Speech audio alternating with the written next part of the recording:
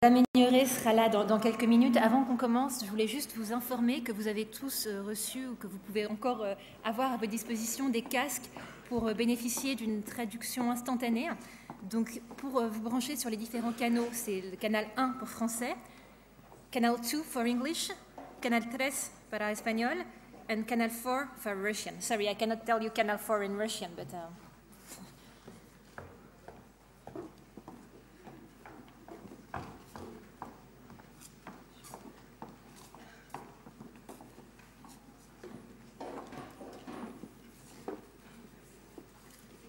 Plus de 290 millions de marchandises pirates et de contrefaçons saisies dans le monde en 2009. Parmi ces marchandises, il y a beaucoup de produits dangereux, tant pour la santé que pour la sécurité des consommateurs. Ces chiffres donnent l'idée de l'ampleur de la menace. Débattre de ces risques majeurs, c'est précisément l'un des enjeux de ce 6e congrès mondial sur la lutte contre la contrefaçon et le piratage. Alors, contre ces deux fléaux, quel rôle pouvons-nous jouer? Comment combattre les organisations criminelles transnationales? Autant de questions auxquelles nous tenterons de répondre, puisque l'objectif de ces 2 journées, c'est précisément d'échanger des points de vue et de dégager des solutions durables. Car les sanctions ne suffisent pas. Il faut impérativement sensibiliser les populations sur les dangers que représentent la contrefaçon et le piratage. Alors, avant que nous commencions, je voudrais juste vous demander, afin que les débats ne soient pas perturbés par des sonneries intempestives, d'avoir la gentillesse d'éteindre vos téléphones portables. Et puisque nous sommes au chapitre des règles du jeu, je précise que c'est très important aussi que vous soyez aussi ponctuels que possible, puisqu'on a un planning extrêmement serré et que nous allons tout faire pour essayer de nous y tenir. Je profite aussi de cette entrée en matière pour vous dire quelques mots de l'exposition Contrefaçon, la vraie expo qui parle du faux. Je pense que Madame Ignoré vous en parlera beaucoup plus longuement.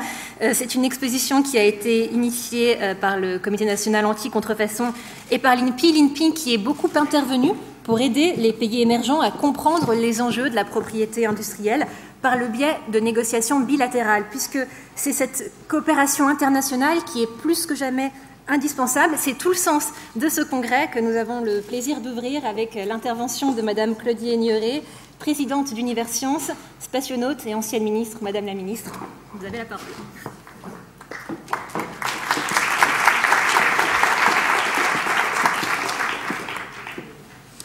Merci Madame. Messieurs les directeurs généraux de l'Organisation mondiale de la propriété intellectuelle, monsieur le directeur de l'INPI, mesdames, messieurs les directeurs, mesdames, messieurs, comme on vient de le dire, vous allez essayer de tenir un horaire chargé pour un congrès très important qui se tient aujourd'hui. Je suis vraiment désolée, je vous prie de m'excuser de ce retard lié à une ville parisienne un petit peu compliquée d'accès. Mais c'est avec un immense plaisir que j'ouvre vos travaux à l'occasion de cet événement mondial.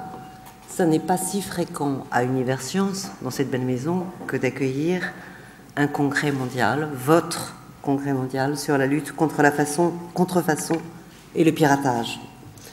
Et c'est un honneur de vous recevoir aussi nombreux dans nos murs pour cette grande manifestation. Et comme on vient de le dire, cette grande manifestation se tient ici, pas tout à fait par hasard. L'INPI, avec qui nous entretenons un partenariat de qualité depuis plusieurs années, cher Monsieur Lapierre, a su se montrer convaincante, a beaucoup œuvré pour que nous puissions accueillir ce congrès mondial. Et de multiples raisons justifiaient ce choix. La plus évidente, c'est bien sûr les liens étroits que nous cultivons avec l'INPI et qui nous ont conduits à mettre sur pied cette exposition Contrefaçon, la vraie expo qui parle du faux, qui se trouve à quelques mètres d'ici et que vous aurez, je crois, l'occasion de visiter ce soir. L'initiative de la mise en place de cette exposition revient également à 2 personnages importants, mon prédécesseur, François Daubert, ancien ministre également, et Bernard Brochant, le président du Comité national anti-contrefaçon. Et je veux leur rendre hommage pour cette détermination et cette réalisation. Alors permettez-moi de dire quelques mots sur la genèse de projets partagés, sur la démarche scientifique que nous avons mis en œuvre. Dire d'abord que ce projet d'exposition, il nous a permis de relier, d'impliquer tous les maillons de la chaîne de la lutte anti-contrefaçon. Les fabricants, avec Unifab, la douane, les institutions, les entreprises et les institutionnels. Dire aussi qu'au-delà de ce partenariat remarquable entre l'INPI et Universcience, cette exposition a permis de fédérer de nombreux secteurs d'activité économique pour qui cet engagement dans ce projet relevait d'un acte militant et citoyen. On vient d'en parler, de l'importance de pouvoir impliquer chaque citoyen dans une sensibilisation, une compréhension de ces phénomènes. La contrefaçon est diverse, elle est globale, elle est une menace pour notre santé, je peux le dire en tant qu'ancien médecin, elle est une menace pour notre sécurité, elle entretient des réseaux d'économie souterraine et parfois même de certaines organisations criminelles. C'était donc un devoir que de montrer, d'informer, d'avertir, de mieux faire comprendre les impacts d'un sujet de société qui touche à notre vivre ensemble.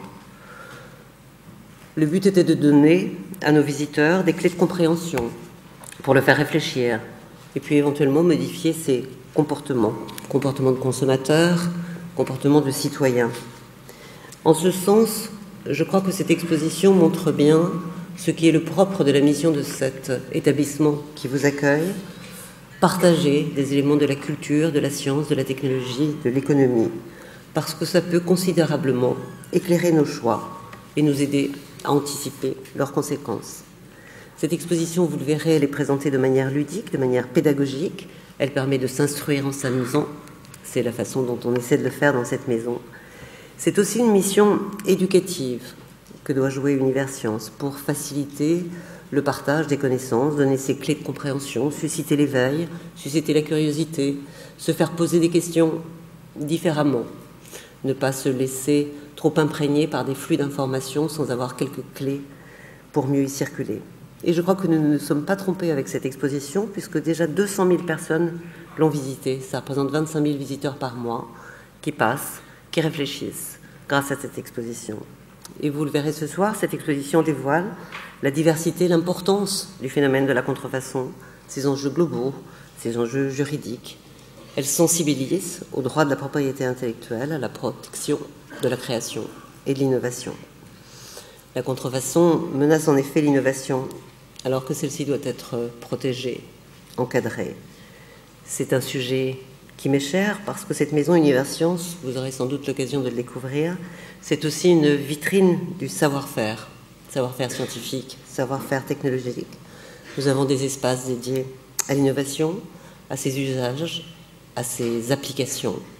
Le propos est non seulement d'aller vers une démarche scientifique et de rigueur, mais aussi d'être sensibilisé à ce qui peut encore apparaître des boîtes noires de l'innovation, si on n'essaie pas d'y pénétrer un peu et de mieux les comprendre.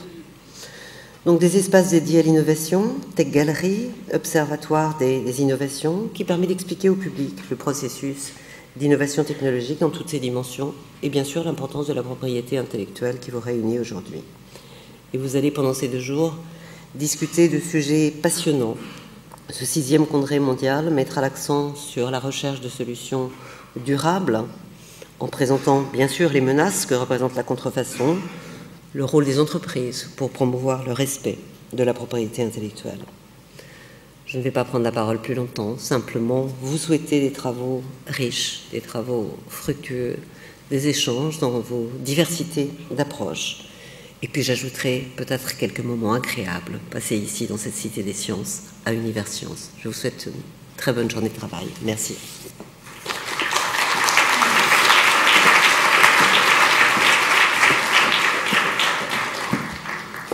Merci beaucoup, Madame la Ministre, pour cette intervention. Je vous propose à présent que nous passions au chapitre des remarques liminaires que nous allons écourter un petit peu par rapport à ce qui était prévu dans le programme. Je vais commencer par donner la parole à Francis Gury, qui est directeur général de l'AMPI, donc l'Organisation mondiale de la propriété intellectuelle.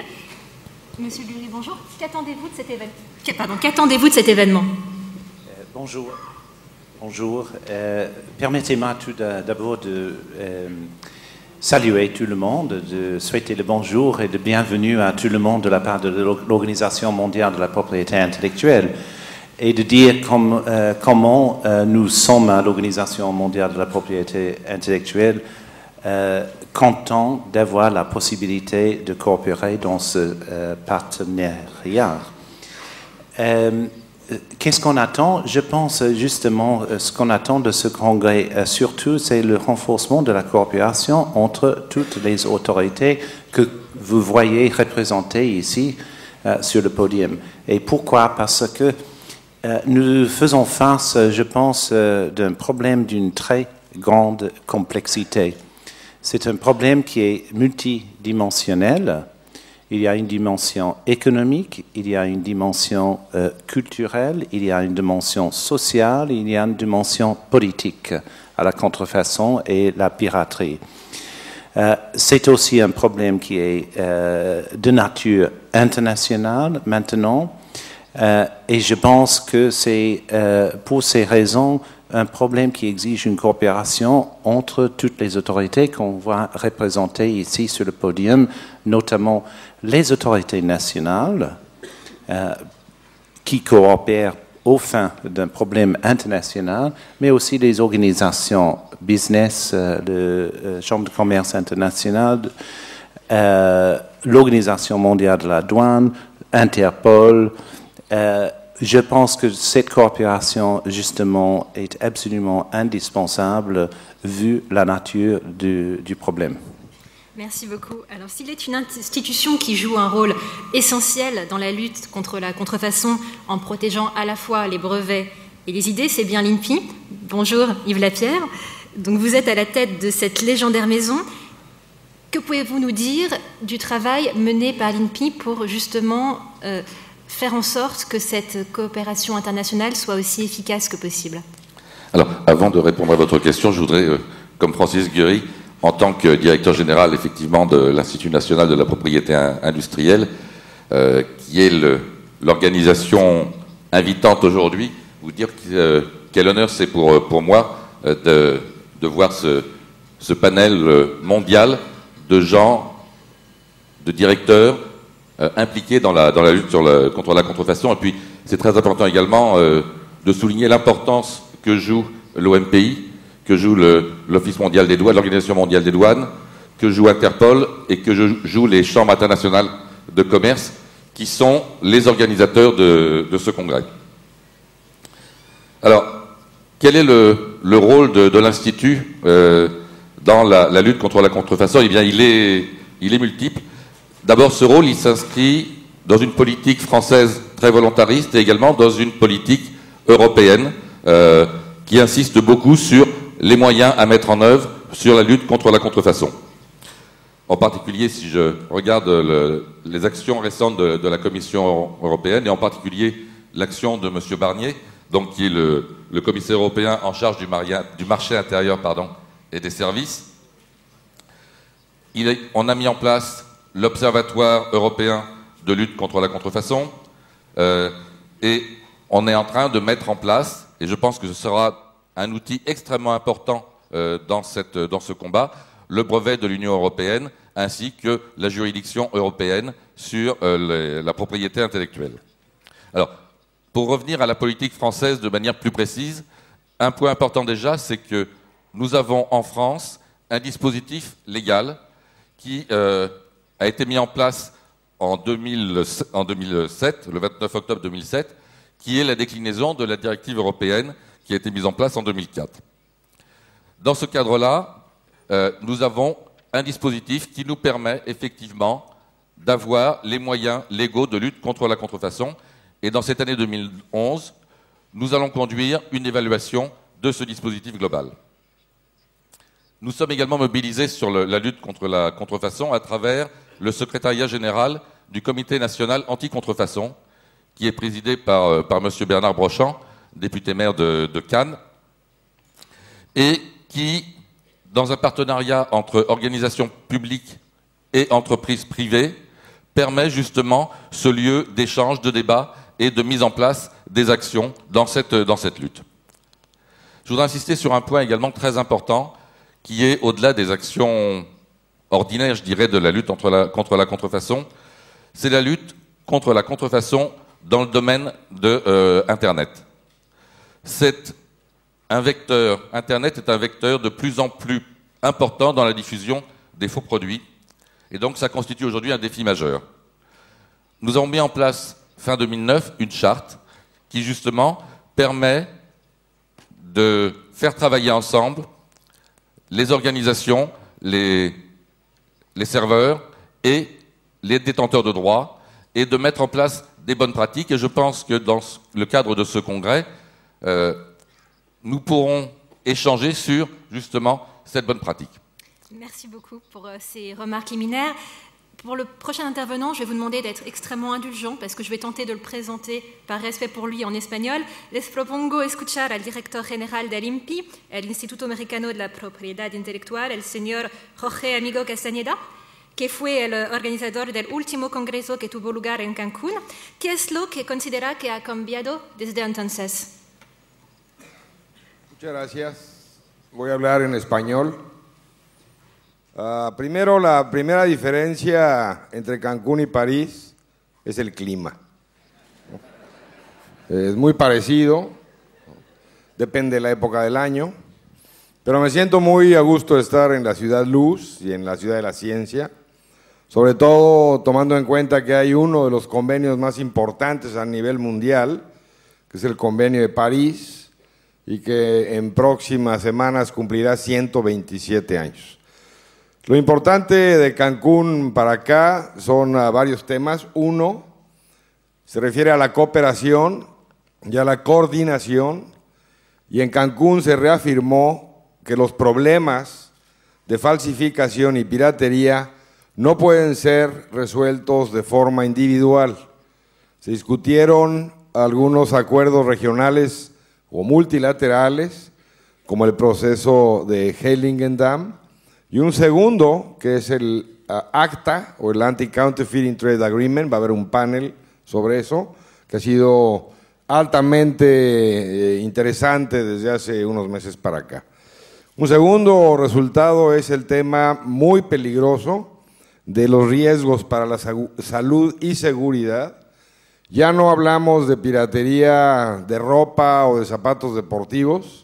Estamos hablando de piratería y falsificación de medicamentos, de bebidas alcohólicas, de autopartes, de partes para avión, lo cual hace ya bastante más riesgoso este negocio.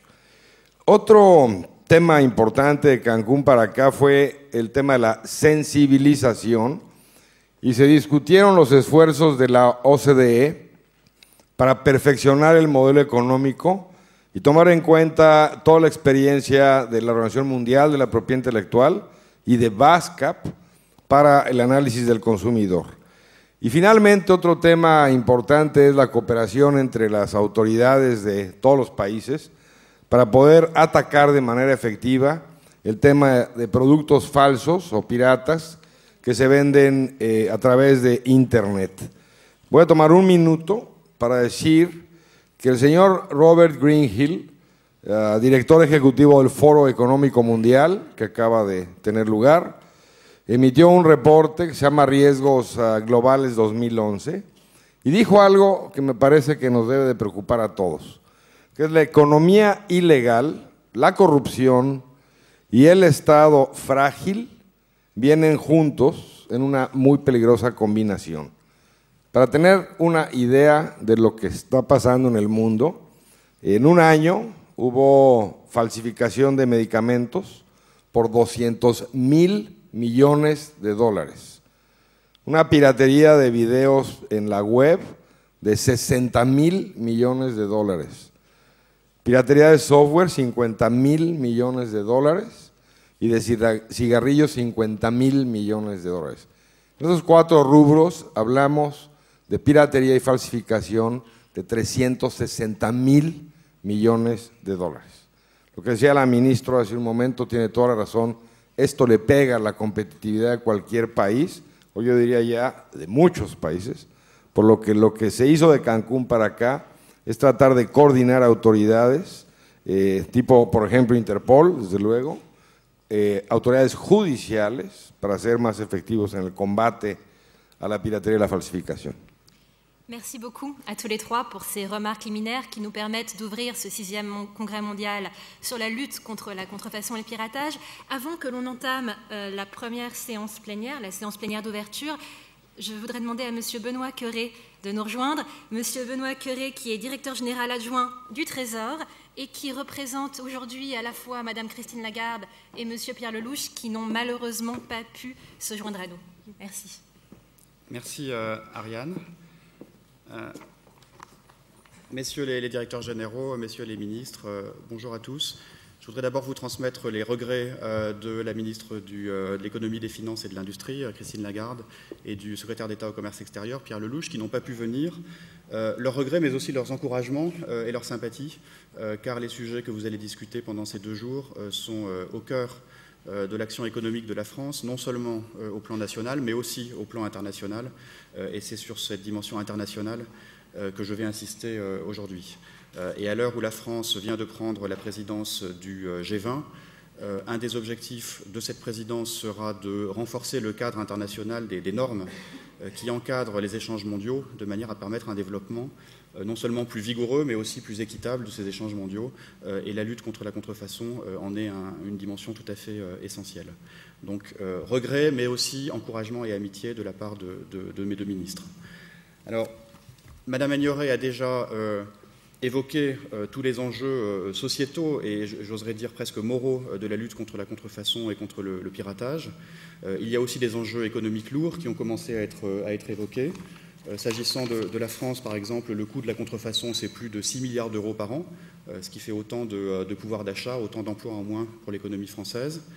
Et si on regarde ça à un niveau plus global, et si on se demande de quoi l'économie mondiale, qui est dans une phase de reprise forte, mais qui reste fragile après la crise que nous avons connue, si on se demande de quoi cette économie mondiale a besoin, la réponse est très simple. L'économie mondiale a besoin de plus produire, de créer plus d'emplois, et pour ça, elle a besoin de développer le commerce international et elle a besoin de développer l'innovation. Et c'est comme ça que nos économies sortiront définitivement de la crise et créeront des emplois. Or, la contrefaçon, le piratage, ce sont des délits, des crimes qui s'opposent non seulement au développement du commerce international, mais aussi au développement de l'innovation. Et donc on est au cœur des obstacles à la reprise de la croissance et au cœur des priorités dans la sortie de crise de l'économie mondiale. Et je pense que tous vos échanges aujourd'hui contribueront à produire des solutions. Si on se demande maintenant comment lutter efficacement contre la contrefaçon et le piratage, pour résumer, c'est assez simple. On a besoin de mobiliser les acteurs et on a besoin de volonté politique. Mobiliser les acteurs, votre présence à tous aujourd'hui en témoigne. Mobiliser les acteurs privés, mais aussi les acteurs publics. En France, par exemple, le partenariat entre les acteurs publics et le secteur privé, sous l'égide du Comité national anti-contrefaçon, a montré son efficacité et son intérêt. Et je voudrais saluer le rôle que joue l'INPI dans ce partenariat et son directeur général, M. Lapierre. C'est un lieu privilégié d'échange de bonnes pratiques et de formulation de propositions qui peuvent être ensuite reprises soit au niveau privé, soit par le gouvernement. Sur le plan international, les partenariats, les coopérations sont également très importantes. La coopération internationale mobilise les acteurs privés, comme l'Union internationale des fabricants, l'UNIFAB, comme le comité Colbert en France, comme l'INPI, les administrations publiques françaises. Et je voudrais à cet égard saluer l'action absolument remarquable de la Direction générale des douanes dans la lutte au quotidien contre la contrefaçon et le piratage. Au plan international, maintenant, la coopération, ce sont aussi des partenariats bilatéraux et aussi des partenariats régionaux. Comme exemple de partenariat bilatéral, mais ça n'est qu'un exemple, je voudrais citer la coopération entre la France et la Chine. Il est extrêmement important d'impliquer des grands acteurs émergents et le plus grand d'entre eux qui est la Chine. Et la coopération dans le cadre de l'accord franco-chinois sur la lutte contre les contrefaçons qui a été signé en juillet 2009. L'organisation en Chine, au début 2010, d'un séminaire sur la politique française de lutte contre la contrefaçon et en particulier contre la contrefaçon sur Internet. Toutes ces initiatives bilatérales sont extrêmement importantes. Et au niveau régional, je ne cite aussi qu'un seul exemple, la coopération en partenariat avec l'INPI, à nouveau, au niveau méditerranéen, a donné lieu à une rencontre euro-méditerranéenne des comités nationaux de lutte contre la contrefaçon. Ça n'est qu'un exemple, mais ça montre que cette coopération entre acteurs publics et privés peut s'incarner au niveau bilatéral, mais aussi au niveau régional. Alors, j'ai dit qu'il fallait de la coopération et qu'il fallait de la volonté politique. Alors, la volonté politique, elle s'exerce d'abord et principalement à travers la construction d'un espace de normes commun, et dans une économie qui est intégrée, d'un espace de normes commun au niveau mondial, de préférence. D'abord au niveau européen, en ce qui concerne la France, et ensuite au niveau mondial. La France est attachée à renforcer ce cadre international, d'abord par le renforcement du cadre en matière de droit de propriété intellectuelle. Vous savez que dans le cadre des discussions à l'Organisation mondiale du commerce, dans le cadre en particulier des négociations du cycle de Doha, la France a toujours attaché une très grande importance à la protection des droits de propriété intellectuelle, par exemple à l'établissement d'un registre d'indications géographiques, qui a toujours été une priorité de la France dans les discussions multilatérales, pour les vins et les spiritueux, et à l'extension d'un tel registre à d'autres indications géographiques. Ça passe également par des accords commerciaux bilatéraux, et dans tous les accords commerciaux bilatéraux que signe l'Union européenne avec ses grands partenaires, je pense par exemple à l'accord de libre-échange qui vient d'être signé avec la Corée en 2010, il est important de faire bénéficier le partenaire d'un niveau élevé de protection et aussi d'harmoniser les mesures de respect des droits en matière de propriété intellectuelle. Alors, le renforcement des droits de propriété intellectuelle, c'est aussi la mise en vigueur effective des accords. Il ne s'agit pas seulement de signer des accords, mais aussi de les mettre en œuvre de manière effective. Je pense en particulier aux disciplines multilatérales en matière de mise en œuvre des droits de propriété intellectuelle, donc les disciplines sur l'accord ATPIC à l'OMC, et je pense également aux disciplines qui ont été conclues dans le cadre d'accords bilatéraux de libre-échange. Je pense enfin, et je terminerai sur ce point, au pas majeur qui a été franchi à la fin de l'année 2010, avec l'aboutissement des négociations sur le traité ACTA, le traité commercial, l'accord commercial anti-contrefaçon. Pourquoi est-ce que cet accord commercial anti-contrefaçon est particulièrement important? Parce qu'il atteint un niveau d'ambition qui n'avait jamais été atteint en matière de protection et de lutte contre la contrefaçon. Dans le cadre, évidemment, entre les pays signataires, les 37 États signataires, l'Union européenne et les 10 autres États signataires, et je salue en particulier l'engagement du Mexique dans cette discussion. ACTA apporte un nouveau cadre légal international pour la protection des droits de propriété intellectuelle. Il apporte une amélioration de la législation sur les mesures civiles, la saisie, la destruction, les dommages. Il apporte une amélioration de la législation sur les mesures aux frontières pour permettre une action des douanes d'intensité et de portée comparable dans les différents pays signataires. Il apporte aussi un progrès en matière de mesures pénales et de criminalisation de certaines atteintes aux droits de propriété. Et il apporte également des progrès en matière de bonnes pratiques et de coopération internationale. Et puis ACTA, c'est aussi des avancées pour tous les droits de propriété intellectuelle, pas seulement les marques et les droits d'auteur, mais aussi par exemple les dessins et les modèles ou les indications géographiques. Et c'est aussi le premier traité international qui traite spécifiquement de la contrefaçon sur Internet, dont les intervenants ont déjà souligné l'importance et qui, je pense, sera au cœur de vos discussions pendant ces 2 jours. Alors, vous le savez, ACTA a suscité aussi des craintes, des inquiétudes dans la société civile. Ces inquiétudes sont légitimes et je crois qu'il est de notre devoir collectif de les dissiper. ACTA ne remet pas en cause les libertés publiques et les droits fondamentaux des citoyens. Le traité est compatible avec la déclaration de Doha sur les accords ATPIC, sur les droits de propriété intellectuelle relatifs au commerce et sur la santé publique. Il n'impose pas de mesures frontalières intrusives visant à rechercher des matériels de contrefaçon dans les bagages des voyageurs. Et il ne porte pas sur le transit de médicaments génériques tels qu'autorisés en particulier par les accords ATPIC. Et donc ces inquiétudes que l'on entend dans la société civile, elles sont légitimes, mais il faut les dissiper. En conclusion, je voudrais dire qu'à travers cet ensemble de discussions bilatérales, régionales, multilatérales, à travers cet accord ACTA qui représente un progrès considérable et dont nous appelons les pays non signataires à le rejoindre à leur rythme et quand ils le pourront, nous participons à la construction de cet espace de normes qui est seul de nature à donner confiance dans le système multilatéral, à donner confiance dans le développement des échanges internationaux et par là même à contribuer à une reprise forte et durable dans l'économie mondiale. Je vous remercie.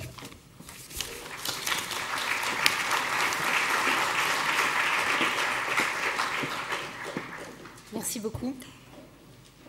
Longtemps considérée comme une arme stratégique utilisée par les pays les plus riches, la propriété intellectuelle apparaît désormais comme un outil de développement. C'est l'objet de cette première séance plénière et qui va être orchestrée par M. Francis Gury.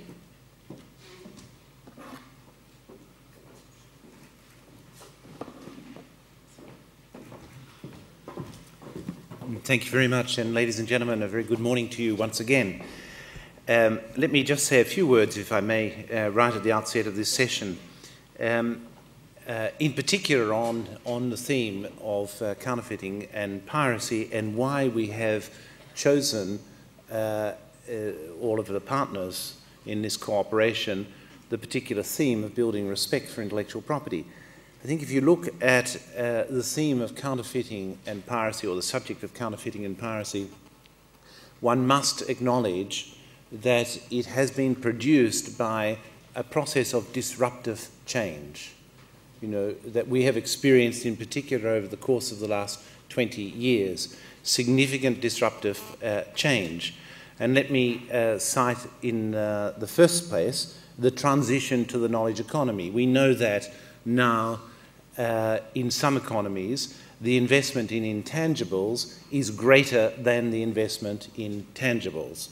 We have made this transition in the course, in particular, of the last 20 years, placing a great deal of emphasis on, naturally, intellectual assets amongst other intangibles, or as the principal intangibles.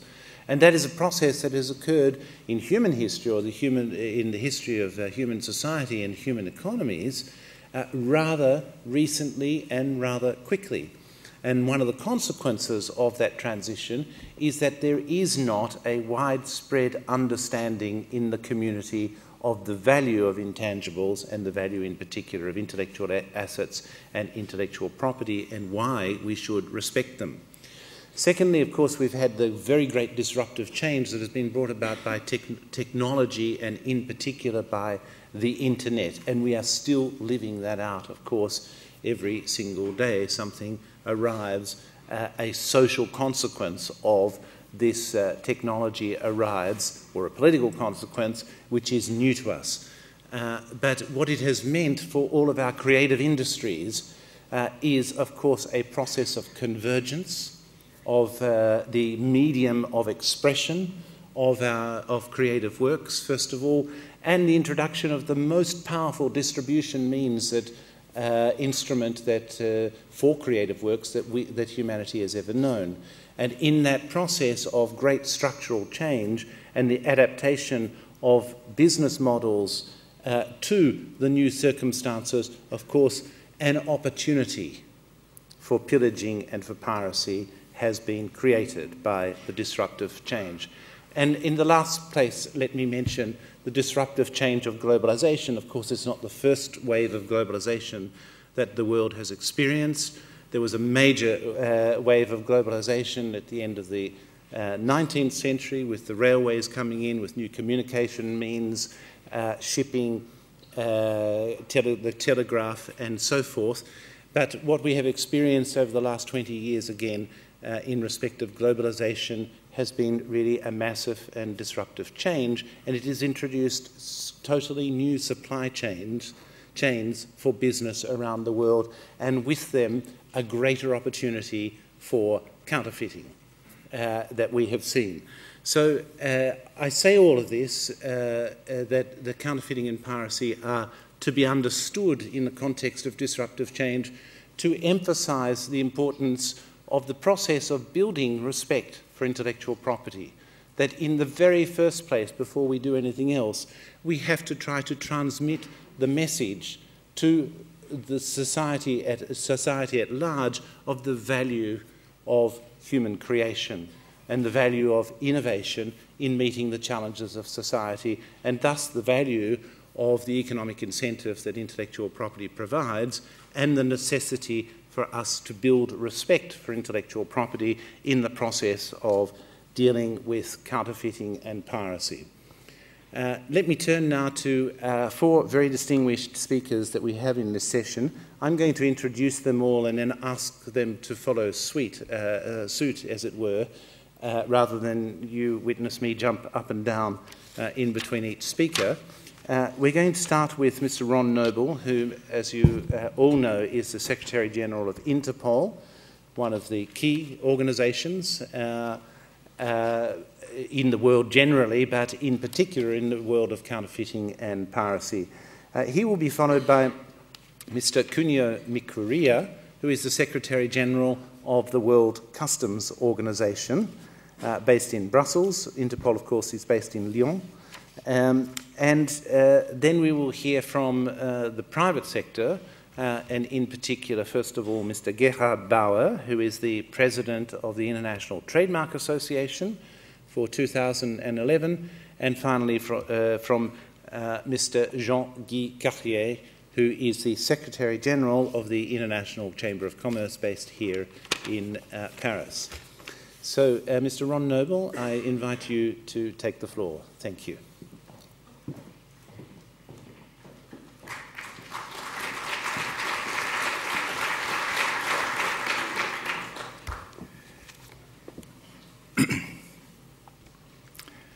Good morning. I'm obliged to confess some Interpol secrets to you at the outset.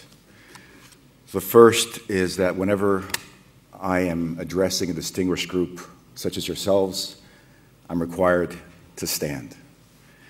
The second is anytime you forget to clap at the right moment, there is one of my colleagues there who will clap loudly like you just heard, in order for all of you to follow.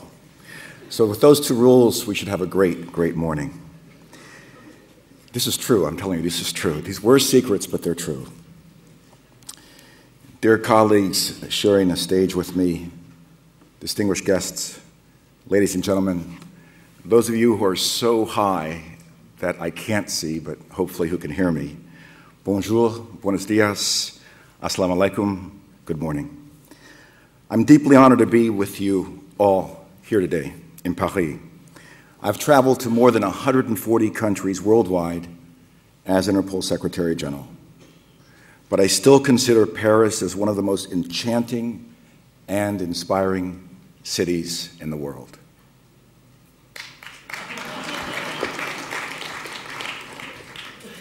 I am always drawn by its unique charm and history. Alors, laissez-moi remercier le directeur général de l'Organisation mondiale de la propriété intellectuelle, ainsi que le directeur général de l'Institut national de la propriété intellectuelle, pour avoir su organiser le 6e congrès mondial sur la lutte contre la contrefaçon et la piraterie avec brio, ici à Paris. Je salue également le travail colossal effectué par leurs coéquipiers.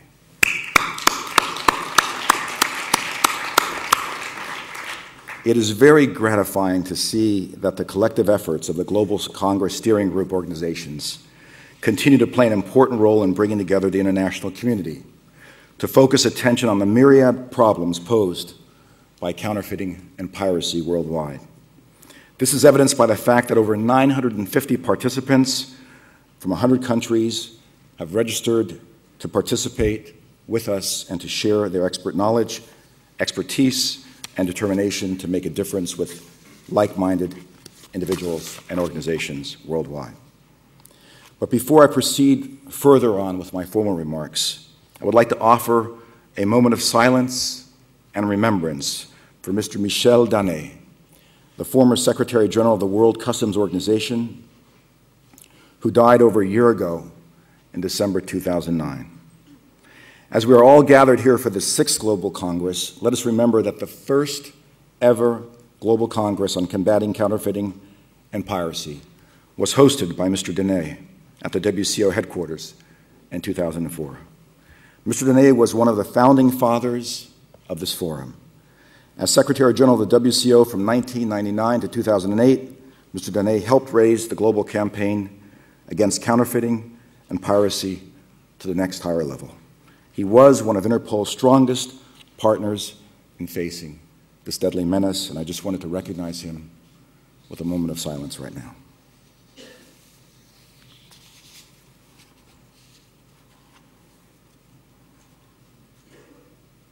Thank you. As you heard, the theme of this Sixth Congress is building respect for IP. Given the importance of IP for the well-being of the global economy, the health and safety of consumers and other factors, the reality is still that respect for IP is the norm in the modern world. However, it is also true that some believe this respect is steadily being eroded, and there's much for us to do to prevent further erosion. Against this background, each of the member organizations of the steering group has a unique role to play. For Interpol, it is targeting those who, by their criminal actions, deliberately and systematically undermine respect for IP. It is worth reminding ourselves that transnational organized criminals manufacture and distribute counterfeit and pirated goods on a regional and increasingly global scale. This generates significant illicit profits, which leads to further proliferation of this criminal conduct. Transnational organized criminals are also invested in a wide range of other organized and often deadly transnational crimes. However, let me be clear. Counterfeiting is an equally deadly activity, which repeatedly has a direct adverse bearing on the health and safety of consumers worldwide. This applies not only to medical products, it encompasses a wide range of other products that each of us uses in our daily lives, including beverages, car parts, construction materials, as we know, fatal when used to build houses in an earthquake zone, electrical, food, and skincare, to name but a few. This scenario requires that national law enforcement agencies and the entire international community proactively target transnational organized criminals, and that we work together to ensure they know that their illegal activities will not be tolerated. Interpol does this in many levels, with Europol and with a wide range of other national police agencies. My friend Cuneo will agree with me about the tangible benefits we have all derived from the collective efforts with police, customs, and IP crime-affected industries in South America since 2004. The 5 stages of the Interpol-led Operation Jupiter have resulted in almost 1,700 arrests and a seizure of counterfeit and pirated goods valued at over $510 million.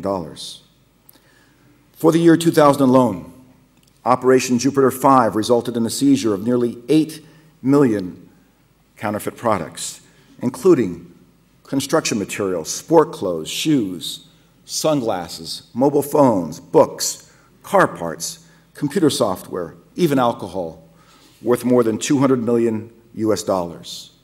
But more than that, almost 1,000 people were arrested in a series of operations across 13 countries in the region.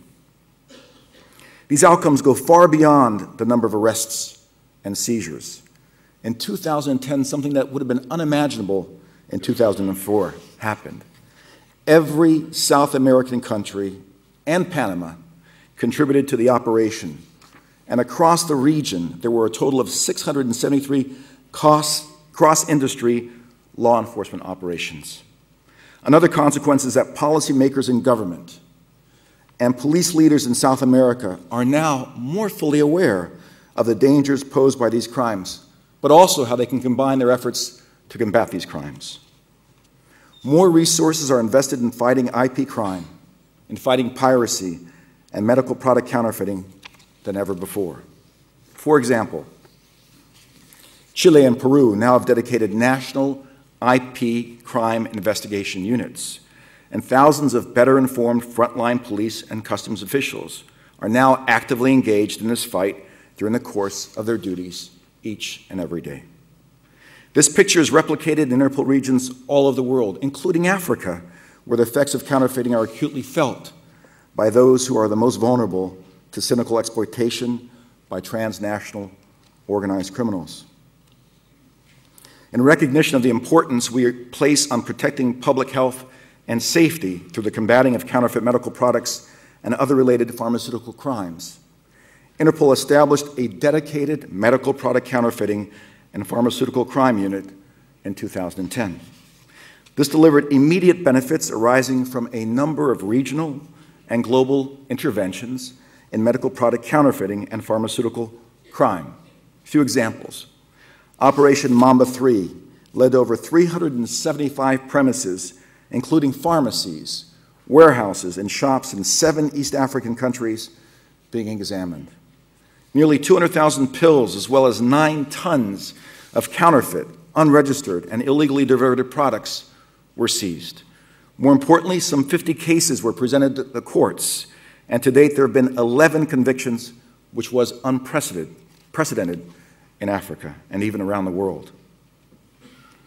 Tackling transnational organized criminals who manipulate the internet poses special challenges, as you've already heard.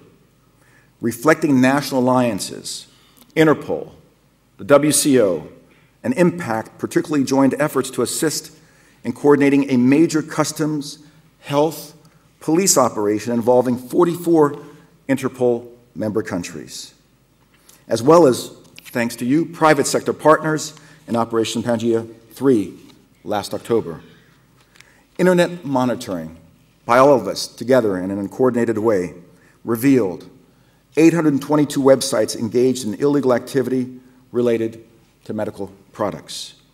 In 533 cases, the internet service providers were notified of the irregularity, and 297 illegal websites were shut down. These actions were complemented by national public awareness campaigns in 10 countries. Interpol went a step further to show that we were really aware of how to communicate in the 21st century.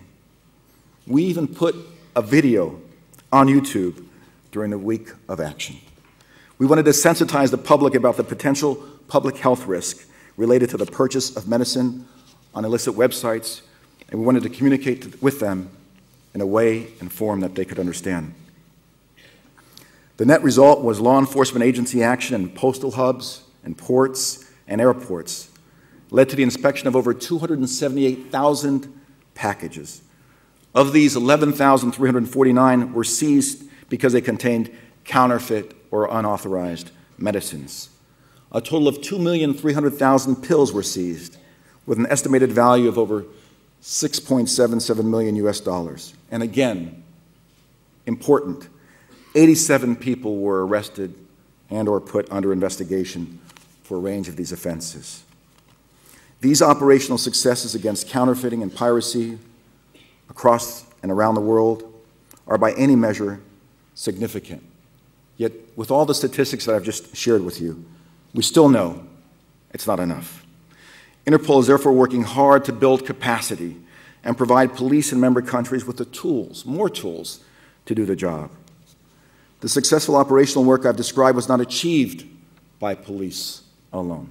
Police alone never could have achieved such a success. It is a direct outcome arising from the robust partnership that we have between the public and private sector, member organizations represented on the Global Congress Steering Group, and other committed stakeholders, including national police, customs, and regulatory agencies. Nevertheless, we know that we can't afford to rest on our laurels and our successes. We know much more is required. Interpol believes that we need to invest more in those that tackle the counterfeiters head-on. IP crime investigators from police, law enforcement, customs, regulatory bodies, cross-industry representative bodies, and affected industries working in our member countries. One of the most valuable contributions we believe we can make is to provide all IP crime investigators with timely access to high-quality IP crime training. I'm therefore delighted to announce that beginning tomorrow, the International IP Crime Investigators College goes live worldwide. Registered students will be able to enroll and complete the introductory level consisting of 7 IP crime modules. This college, this unique college, is an Interpol initiative developed in cooperation with Underwriters Laboratories, also known as UL University.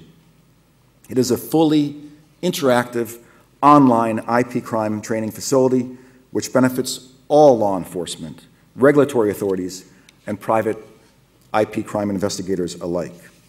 The college's main objective is to deliver leading-edge training to equip investigators with the necessary skills to effectively work together to combat current and emerging threats from IP crime.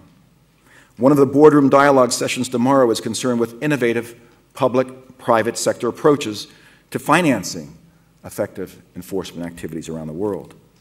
As I said, this college is innovative in that all law enforcement, IP crime investigators, including police, customs, or appropriate regulatory body representatives, will be able to take this training online, anywhere in the world, without charge. It's very rare to be able to access such expert training and educational resources for free. In our view, our collective view, this college is an excellent example of what can be achieved when public and private sector entities fighting a common cause identify a win-win situation and agree to work together for the collective good. Let me conclude here. We can all be proud of what has been achieved since the first Global Congress in 2004. I know that if Michel Denay were with us today, he would be extremely proud of our joint accomplishments. For Interpol's part, we are fortunate to have John Newton and Aline Planson lead our efforts in fighting IPR crime and medical product counterfeiting and pharmaceutical crime, respectively. In addition, we're very fortunate to have a strong and robust executive committee supporting us. I would like to take a moment to recognize our brilliant Vice President for Europe, Madame Mireille Barastrazi from the French National Police, and ask her to stand for a round of applause, please.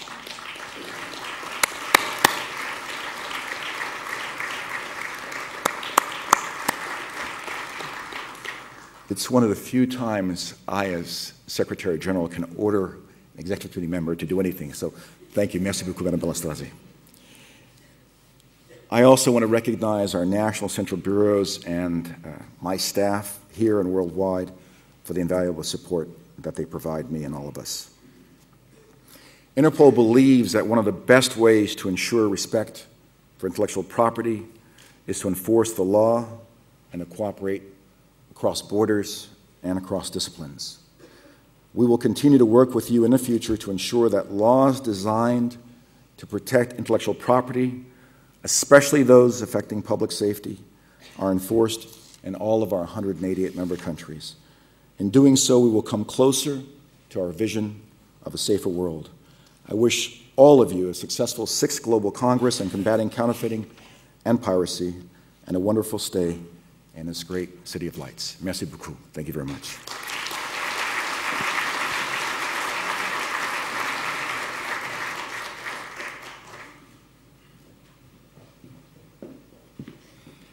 Thank you very much, Ron. So it's my great pleasure now to introduce Mr. Cuneo Mikuria, the Secretary General of the World Customs Organization. Cuneo, please.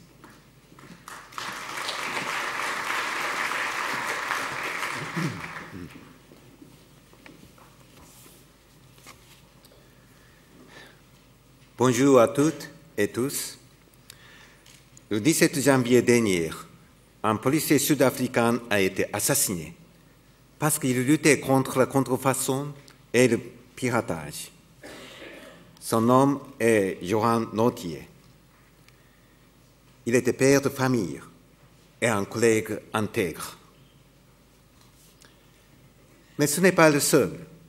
Il s'agit malheureusement d'une preuve supplémentaire que la contrefaçon et le piratage ne sont pas des activités anodines. Directement ou non, elles font des victimes, elles tuent. Nous avons le pouvoir d'enrayer ce fléau et de sauver des vies. parce qu'il s'agit bien de sauver des vies. Médicaments, pièces détachées de voitures, produits cosmétiques, produits alimentaires. Ces produits que nous utilisons tous les jours sont désormais potentiellement très dangereux. Cette menace ne fera qu'augmenter si nous n'agissons pas rapidement. Et je suis convaincu que rien ne peut se faire isolément. La solution consiste à une action concertée et globale s'appuyant sur les compétences de chacun. À cet égard, l'OMD est un acteur de premier plan. Sa position aux frontières terrestres, maritimes et aériennes fait de la douane un acteur incontournable de la lutte contre la contrefaçon et le piratage. La situation est connue de tous. La preuve en est la part toujours plus importante des saisies de contrefaçon effectuées par les douanes sur tous les continents. Cette situation oblige l'OMD à tout faire pour développer une étroite coopération entre toutes les parties prenantes pour que, sur le terrain, notre action soit la plus efficace possible. Les administrations douanières, les organisations internationales, sans oublier le secteur privé. L'OMD a mis en place de longue date un programme de formation en matière de la lutte contre la contrefaçon qui consiste en de e-learning, des missions de diagnostic et des séminaires opérationnels. Les missions de diagnostic tiennent compte de la réalité socio-économique de chaque pays et elles passent en revue l'arsenal législatif, l'analyse du risque, l'échange d'informations, ainsi que la coopération avec le secteur privé et les autorités de contrôle. Les opérations et séminaires opérationnels nationaux ou régionaux présentent et mettent en œuvre, en étroite collaboration avec le secteur privé, les nouvelles techniques d'analyse de risque dans les enceintes portuaires et aéroportuaires. À titre d'exemple, pour l'année 2009-2010, plus de 140 pays membres de l'OMD ont reçu une formation en matière de lutte contre la contrefaçon et le piratage, et pas moins de 7 opérations internationales ont été réalisées depuis le dernier congrès. Toutes ces interventions sur le terrain ont montré la nécessité de donner aux douaniers les moyens de remplir leurs missions, notamment en vue de l'identification des contrefaçons.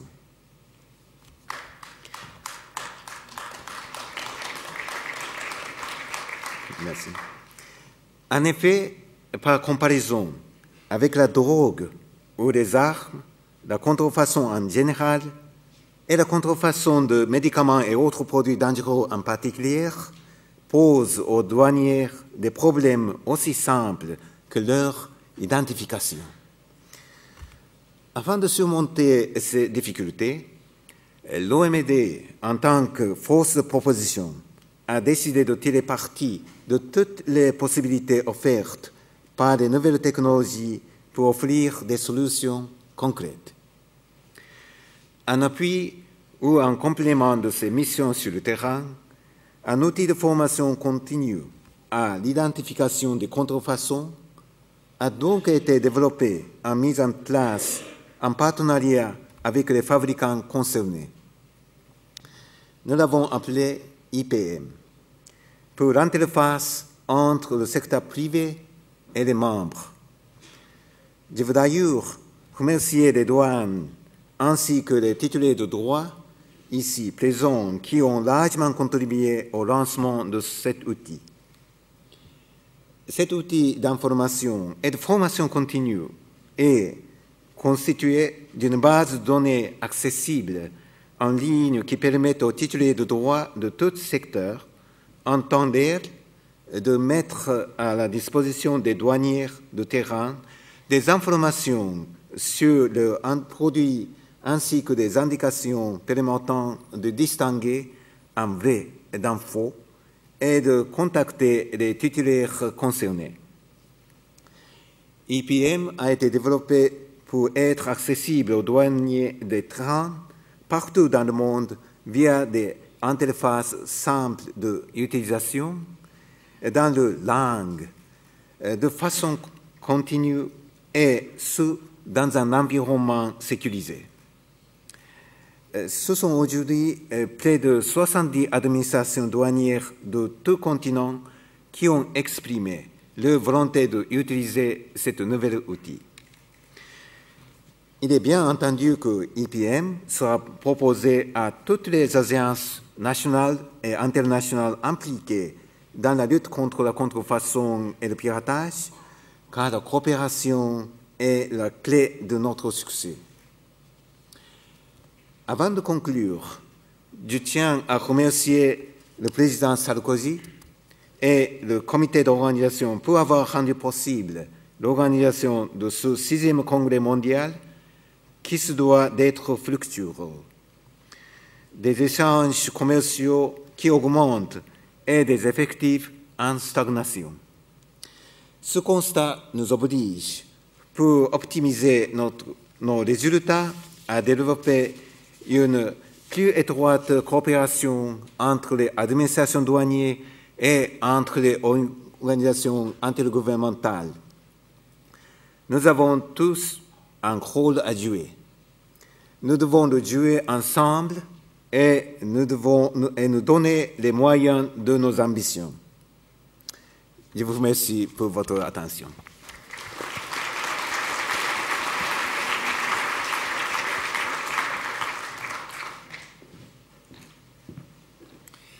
Thank you very much, Mr. Mikuri. It's now my great pleasure to introduce the President of the International Trademark Association, INTA, Gerhard Bauer. You have the floor, please.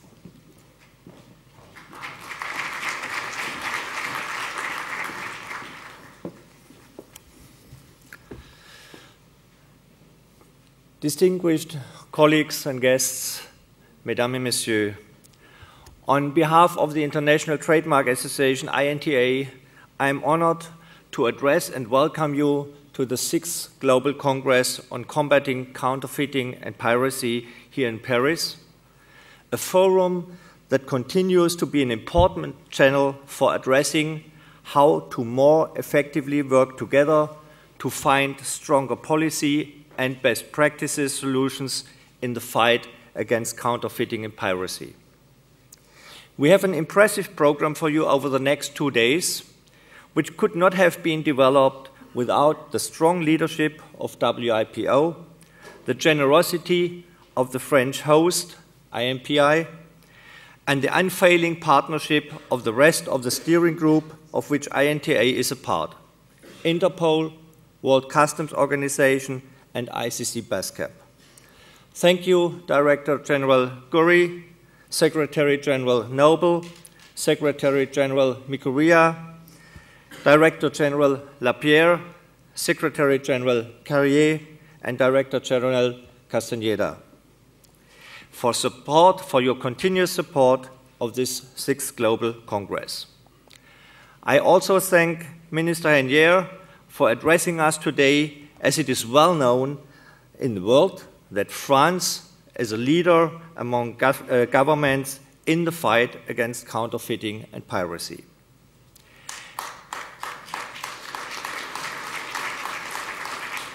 Thank you. In today's interconnected world, counterfeiting is no longer isolated to one country, one region, demographic, or economic class. Fakes are accessible at the corner of the street or at the click of the mouse. As a result, counterfeiting has become a phenomenon that is hard to grasp in its pervasiveness and enormity, and even harder to control.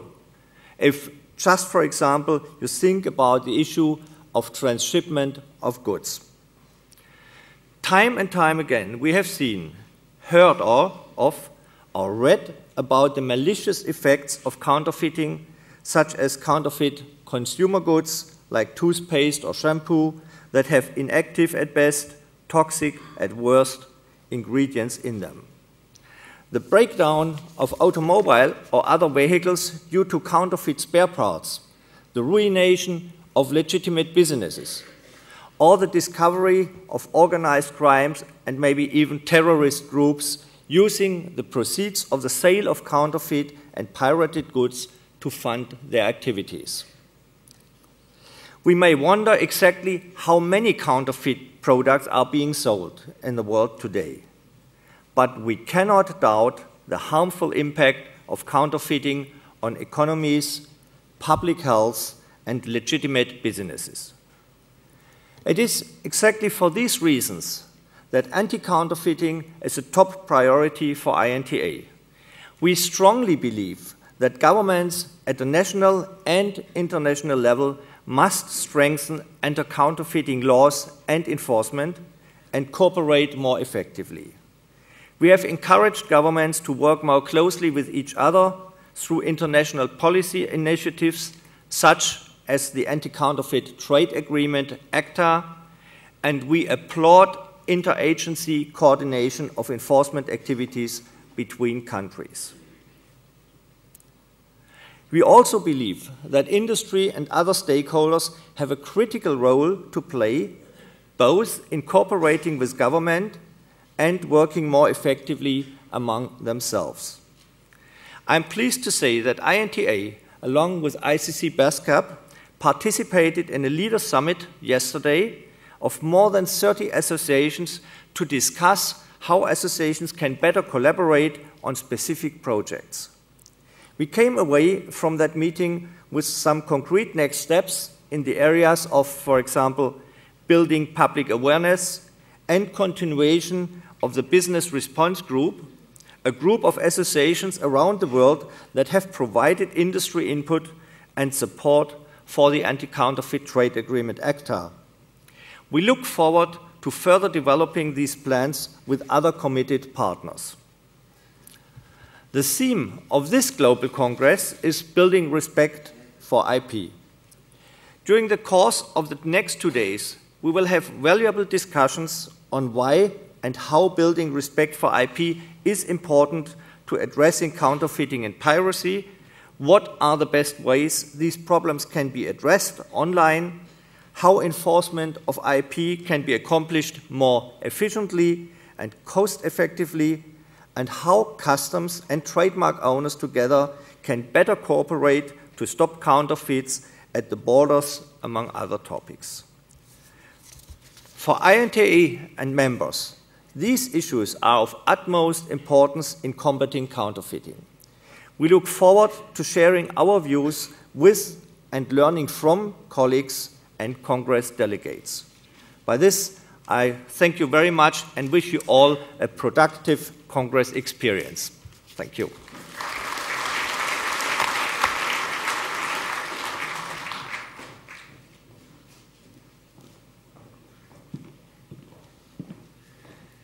Merci beaucoup. J'ai maintenant le plaisir de vous présenter le secrétaire général de la Chambre de commerce internationale, Monsieur Jean-Guy Carrier. Vous avez la parole.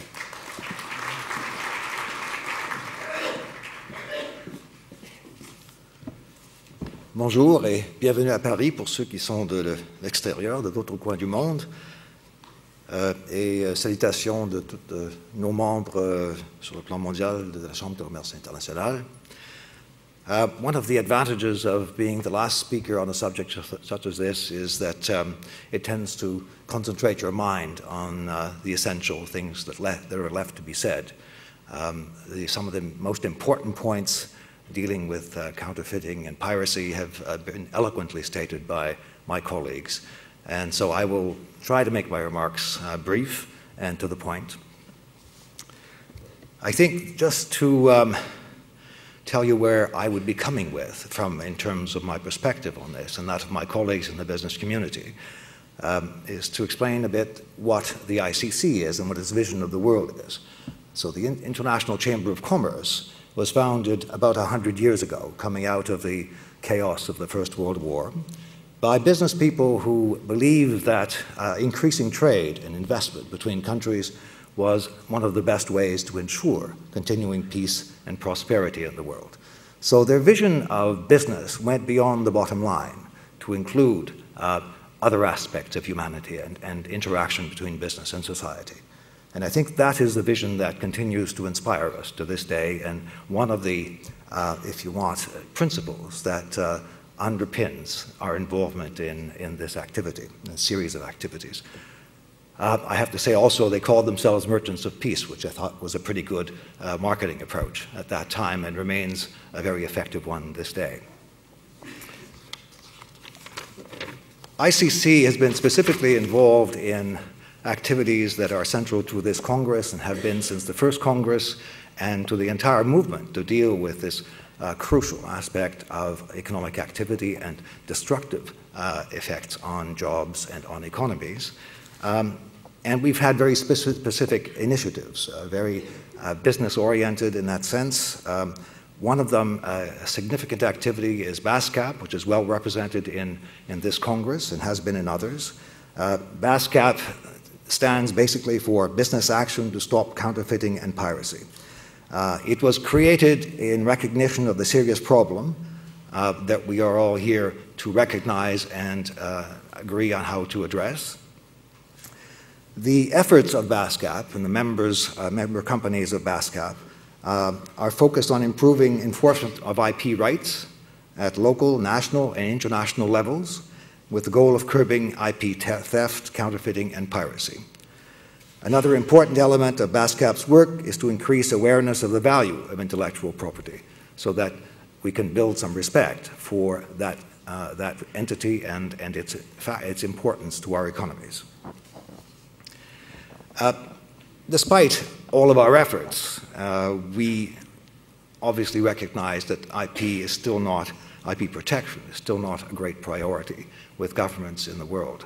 There are many enforcement activities which are very important, which have been deployed in many countries, some of them represented here, but nonetheless, it remains a difficulty to engage sufficient numbers of countries to take IP protection seriously.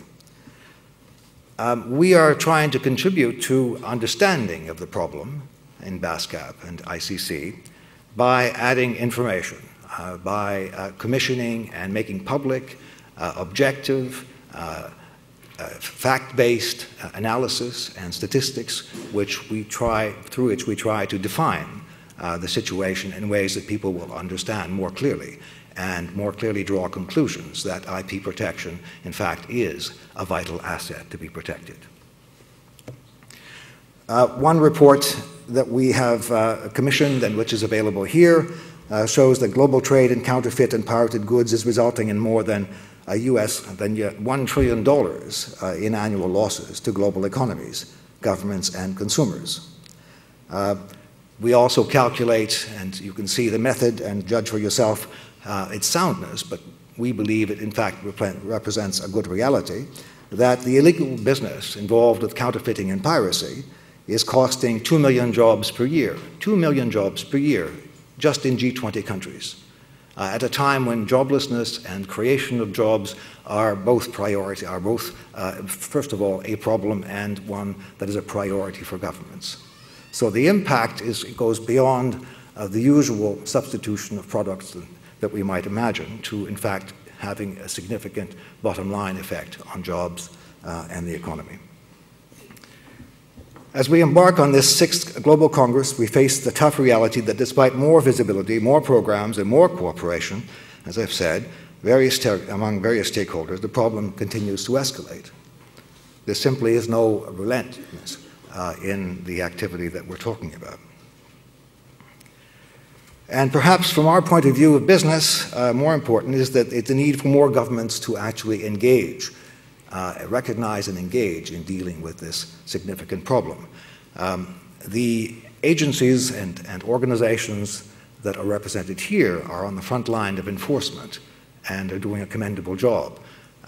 From our perspective, our members, the companies around the world who are in business and are actively dealing with this sort of situation are on the front line in terms of suffering the impact on their commerce and on their employees. And unfortunately, despite the significant array of enforcement efforts and government efforts, and also rhetoric, I must say, to some extent, from our point of view, this simply isn't enough being done by governments.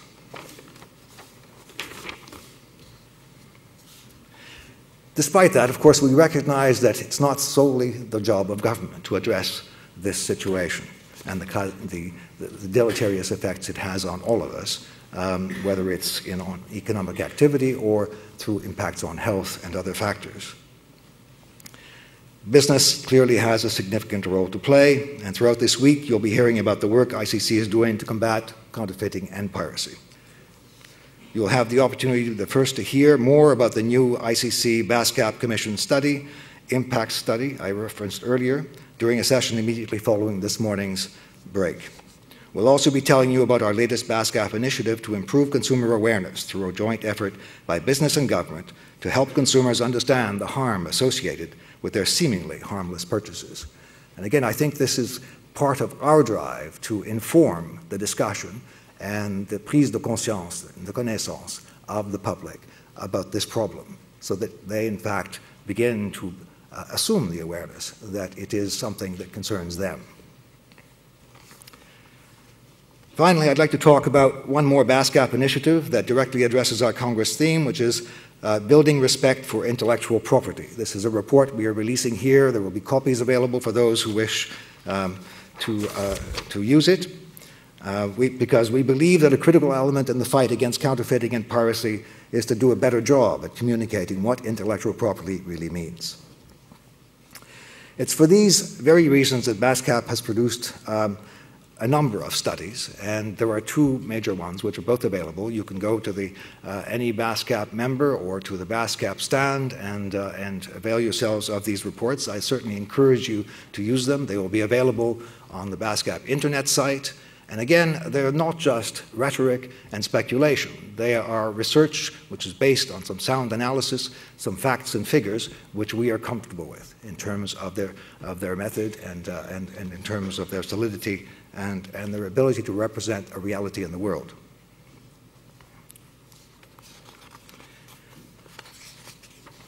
When I referred to the fact that ICC has a mission that goes beyond the bottom line, there are simply a lot of statistics that we can roll out that illustrate why that is and why we all are concerned beyond the bottom line with issues of intellectual property, with counterfeiting and piracy. There's one that I find rather stunning among the plethora of numbers which are available, and it comes from a World Health Organization study, which was a fairly recent one, which showed that counterfeit medicine and counterfeit drugs in developing countries, just in the areas of treating malaria and pneumonia, cost 700,000 lives a year. 700,000 lives a year, just on those two major diseases. And just imagine the devastating impact on those countries, developing countries, in dealing with the AIDS epidemic and other pandemics that they are particularly vulnerable to, in terms of the scale of the devastation it creates in families and on the population in general. I think that that is simply a sufficient reason to be very concerned and to be very engaged.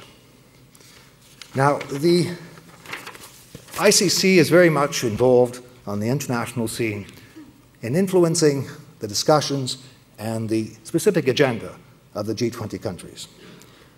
The G20 has become a focus for decision-making in economic areas, and it will evolve in ways which we all will no doubt be amazed by, but I think what is important is that it is now a new locus for decision-making for the new economy which is emerging and bringing forward a change in economic and political balances that are important in the world.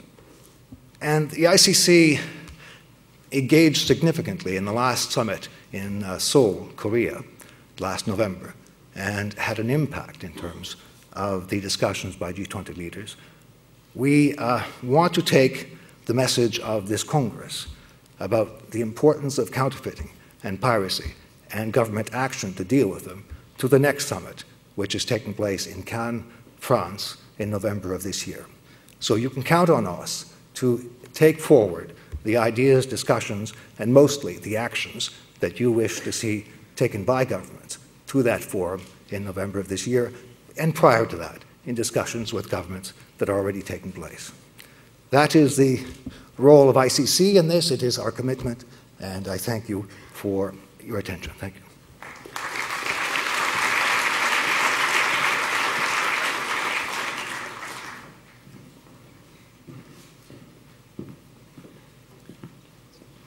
Well, thank you very much. We find ourselves in a very unusual situation at a Congress of being in advance of the clock.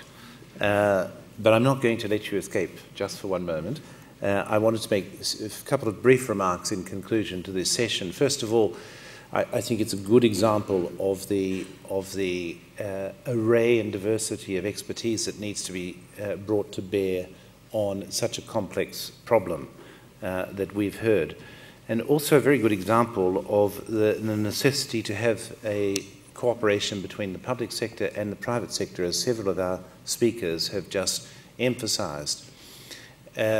More and more, I think, we in international, intergovernmental organizations recognize that the world outside us is moving very, very quickly, and at such a pace that sometimes we are chasing the world that's disappearing in the distance. And one of the ways in which we can become more relevant and keep up with the very fast pace of developments in the outside world is precisely by cooperating with the private sector, who are indeed leading those developments in the outside world. So we are very pleased, certainly at WIPO, to have this opportunity to participate in a public-private partnership in respect of this very complex problem. Let me say two other things, if I may, in conclusion, taking up points that were made by our speakers. One is that one of our speakers has mentioned that this is a problem that we see everywhere, and I think it's a good opportunity to recall that this is not a north-south problem. This is a global problem. It is a problem where we see, first of all, the incidence of counterfeiting and piracy occur in all countries of the world, and certainly not just the developing countries. And secondly, it is the case that the damage caused by counterfeiting and piracy occurs in all countries of the world, and certainly not just in the developing countries. And any perception to the contrary, I think, is certainly a very, very false perception and a very unfortunate one. And the last point that was made, I think, by the Secretary General of the ICC is that intellectual property is not necessarily the highest priority for governments, because there are so many other priorities for many countries which are a matter of survival. And so it seems that intellectual property is a luxury that can come after other policy priorities. But as we see societies develop that are more and more dependent on technology, if we are going to confront the major challenges that humanity has to address, climate change, food security, water security, we know we cannot cure them or solve them on the basis of existing technologies. It will only be through innovation that we will be able to solve them.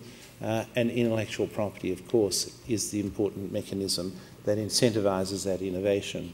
So protecting the legitimate investment in the creation of innovation and the creation of creative works and cultural works is, of course, a policy priority that I hope will enter the consciousness of governments around the world to a much greater extent, and with it the necessity to build respect for intellectual property and to find means of combating piracy and counterfeiting. So I thank you very much for this, but now it's my turn to turn over to Ariane. Thank you. Merci, merci à tous.